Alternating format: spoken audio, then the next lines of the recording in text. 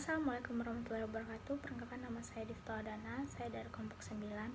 Saya akan menjelaskan atau saya akan mengulang pembahasan materi tentang menganalisis kesulitan belajar dan pemecahan masalahnya. 1. Cara mengatasi kesulitan belajar mahasiswa dalam perkuliahan online. Salah satu penyebab kesulitan belajar adalah kurang memahami materi yang diberikan. Mungkin ada beberapa mahasiswa atau beberapa orang siswa yang akan mengerti jika pembelajaran atau materi yang dijelaskan itu berulang-ulang. Nah, di sini kita akan menjelaskan cara mengatasi kesulitan belajar pada mahasiswa. 1. Memotivasi diri agar mau belajar. Kita harus menerapkan pada diri kita bahwa kita harus belajar. Ayo belajar. Kita harus memotivasi diri kita sendiri agar kita mau belajar, dan dengan kita memotivasi diri kita akan punya usaha atau kita akan punya rasa, wah aku harus belajar nih, wah aku harus ngelakuin ini nih, aku harus cari ini caranya supaya aku bisa tambah mengerti, atau yang dari awal saya tidak mengerti saya akan mengerti.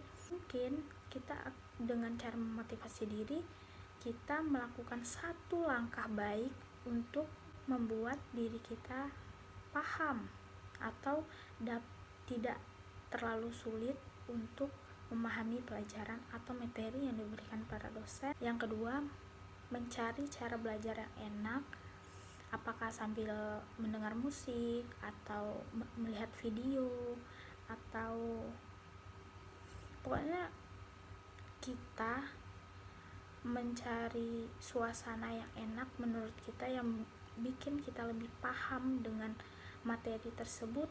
Mungkin dengan cara mendengar musik kita bisa lebih paham dengan materi yang diberikan, mencari situasi atau mencari posisi yang enak agar kita dapat memahami pelajaran yang akan kita pelajari. Yang ketiga, menerapkan materi ke dalam kehidupan sehari-hari.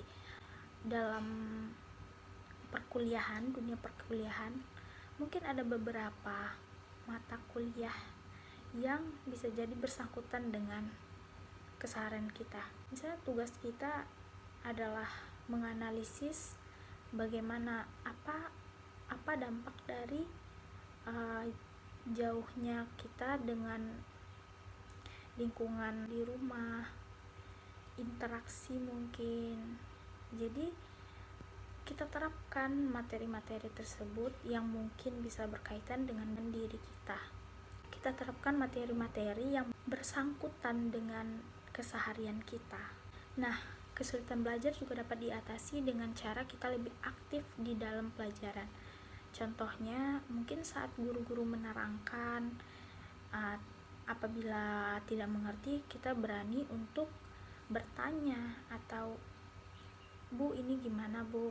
Ini saya kurang paham Bu. Dengan seperti itu, mungkin kita bisa lebih paham satu langkah lagi, biar kita bisa lebih paham tentang materi-materi yang mungkin sedang kita pelajari. Lalu berdiskusi juga termasuk salah satu cara mengatasi kesulitan belajar.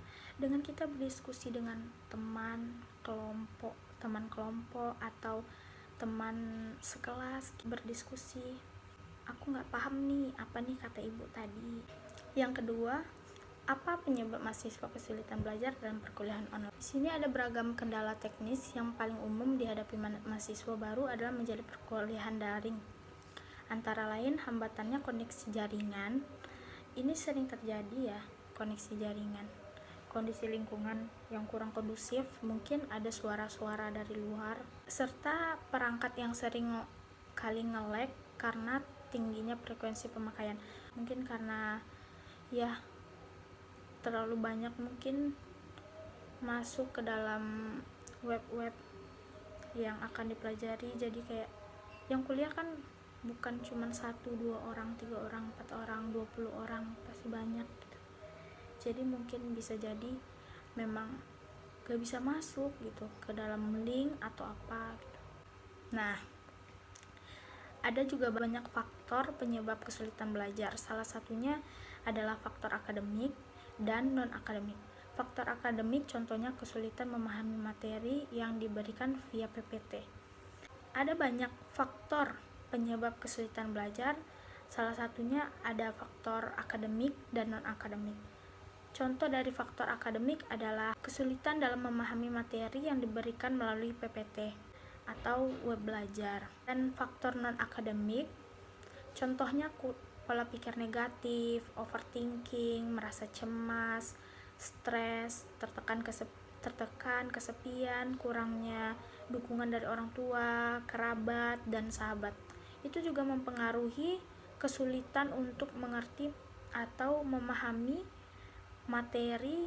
Faktor non-akademik contohnya adalah pola pikir negatif, sering overthinking, merasa cemas, stres, tertekan, kesepian karena masalah akademik, mungkin kurangnya dukungan dari orang tua, dari kerabat, dari sahabat. Itu juga merupakan suatu penyebab dari kesulitan belajar. Komunikasi termasuk juga penyebab kesulitan belajar. Salah satunya adalah hubungan antar dosen dan mahasiswa, sehingga terjadinya miskomunikasi atau kurang berkomunikasi karena mahasiswa merasa ini dosen killer, jadi kayak aku takut bertanya sama dosen ini.